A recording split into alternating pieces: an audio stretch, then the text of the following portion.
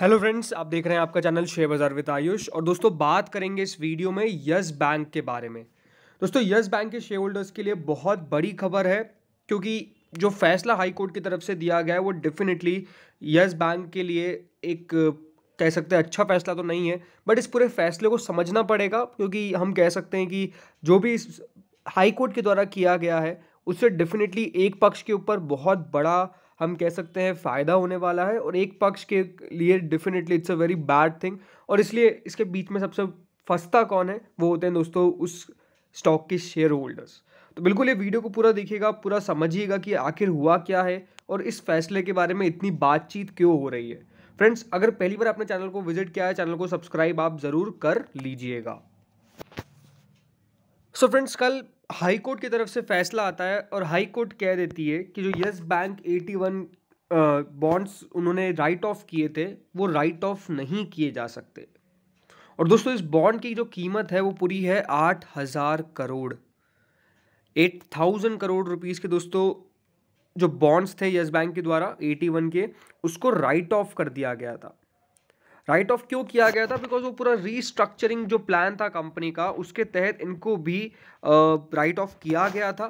और दोस्तों, ये जो पूरा रीस्ट्रक्चर हुआ उसमें कह सकते हैं कि जो बेनिफिट्स थे, या फिर कहूँ जिन लोगों ने पैसा लगाया था इस 81 बॉन्ड्स के अंदर, उनके लिए एक बहुत बड़ा झटका था। और इसी फैसले को जो यस बैंक के द्वारा किया गया उसको चुनौती दी गई थी, और अब बॉम्बे हाई कोर्ट की तरफ से ये फैसला आ चुका है कि उनको आप सेट असाइड नहीं कर सकते हैं। अब ये बहुत बड़ा फैसला है और इसको सबसे पहले डिटेल में समझते हैं, बिकॉज एक एक चीज़ आपको समझना बहुत इंपॉर्टेंट है। सो देखिए क्या हुआ है, जो बॉम्बे हाई कोर्ट है उन्होंने फ्राइडे को यस बैंक के जो एडमिनिस्ट्रेशन के द्वारा फैसला लिया गया था कि वो राइट डाउन कर देंगे जो एडिशनल टायर 1 जिसको 81 कहते हैं, उन बॉन्ड्स की वर्थ करीबन 8,000 करोड़ थी, और उसको राइट ऑफ कर दिया गया। राइट ऑफ का मतलब क्या होता है कि उनकी वैल्यू जो है वो जीरो है। ये जो 8,000 करोड़ है उनकी वैल्यू बिल्कुल जीरो है, यानी बैंक उसको राइट ऑफ कर देती है। कोई भी कंपनी जो होती है, जो हो सकता है कि वो पैसा वापस से रिकवर नहीं कर पाती है, तो उसको राइट ऑफ कर देती है। अब ये बड़ी बात होती है कि दोस्तों जो बॉन्ड्स होते हैं उससे कम बैंक जो है वो पैसा जुटाता है। अब ये चीज़ें आपको समझनी पड़ेगी, राइट। कोर्ट ने बेसिकली किया क्या? देखिए, the court however state the order for 6 week. सबसे पहली बात तो जो कोर्ट के द्वारा ऑर्डर दिया गया है उस पर 6 हफ्तों का स्टे लगा दिया गया है। इसका मतलब क्या है कि बैंक जो है वो चाहे तो अप्रोच कर सकता है, यानी यस बैंक जो है वो चाहे तो अप्रोच कर सकता है सुप्रीम कोर्ट को इस इशू के ऊपर। उनके पास है अभी टाइम कि इस फैसले को वो सुप्रीम कोर्ट में लेके जा सकते हैं।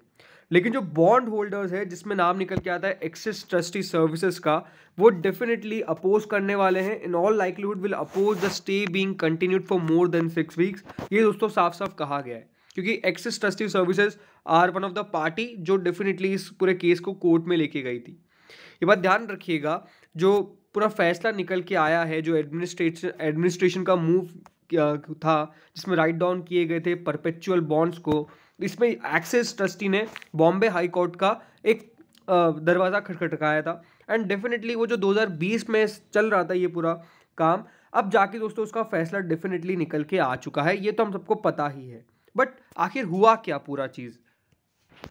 तो सबसे पहले तो 81 बॉन्ड्स को समझते हैं।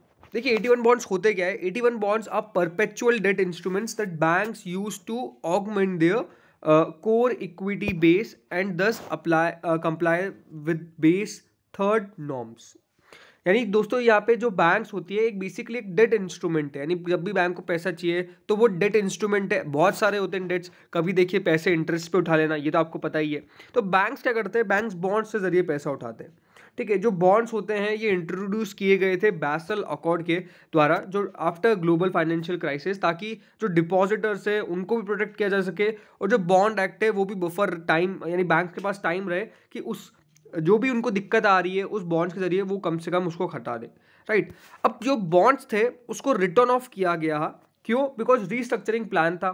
यस बैंक आपको पता ही है 2020 में क्या हालत हुई थी, यस बैंक की डूब गया था पूरा।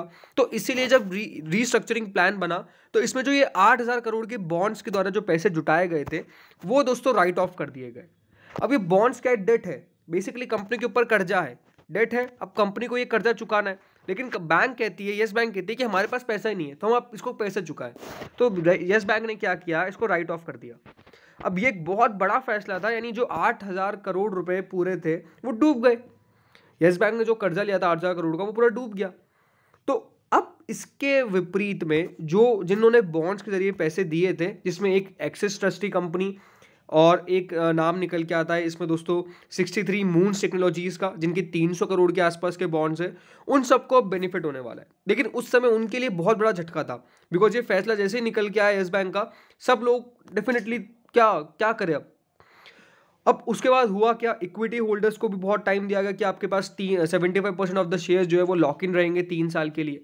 और अब दोस्तों जब चीज़ें पूरी नॉर्मल हो चुकी है और जो मोरेटोरियम बनाया गया था रिजर्व बैंक के द्वारा, अब इसको वापस से चैलेंज किया गया कि आप ऐसा नहीं कर सकते। अगर आप रीस्ट्रक्चरिंग पैकेज बना रहे हैं बैंक के लिए, तो वो 8,000 करोड़ जो एक्सिस ट्रस्टी कंपनी 63 मून्स के द्वारा जारी किए गए थे, उसका भी कुछ ना कुछ करो, बिकॉज वो क्यों लॉस सहेंगे, राइट। ये बात आपको समझ में आ चुकी है। और अब यहाँ पर वापस से दोस्तों जो पूरा बैंक है उसके ऊपर एक फिर से बड़ा बोझ हम कह सकते हैं आ चुका है 8,000 करोड़ का, बिकॉज बॉम्बे हाई कोर्ट ने तो इस ऑर्डर के ऊपर स्टे लगा दिया है।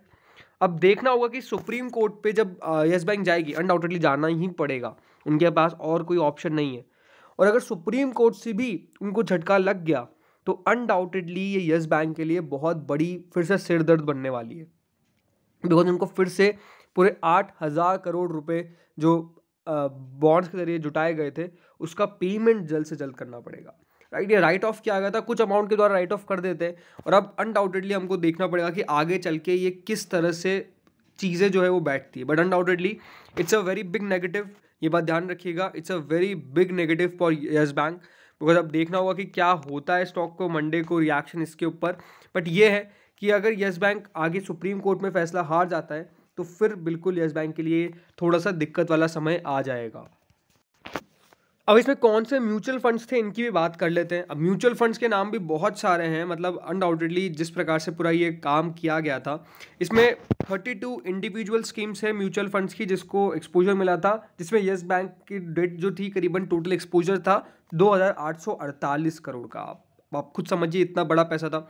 लार्जेस्ट एक्सपोजर था इसमें Nippon India equity hybrid fund का करीबन 637 करोड़ का, उसके बाद Nippon India credit risk 540 crore का, Nippon India strategic debt fund 436 crore का। तो ये दोस्तों कुल मिला के निपॉन का था, राइट। अब बहुत सारे हैं इसमें, देखिए कोई जिसमें फंड हाउसेस में नाम निपॉन इंडिया का आता है, बड़ौदा एसेट मैनेजमेंट का आता है, यूटीआई का आता है, फ्रैंकलिन टेम्पलेटन का आता है, फिर यहाँ पे पीजीआई इंडिया एसेट मैनेजमेंट का आता है। तो बहुत सारे ऐसे छोटे छोटे टिकट साइज के भी दिए गए थे। बट ओवरऑल अब देखना होगा कि यस बैंक और आरबीआई किस तरह से इस पूरे फैसले को चैलेंज करती है, बिकॉज याद रखिएगा रीस्ट्रक्चरिंग प्लान जो था वो आरबीआई के द्वारा भी किया गया था, तो यस बैंक के साथ आरबीआई भी है।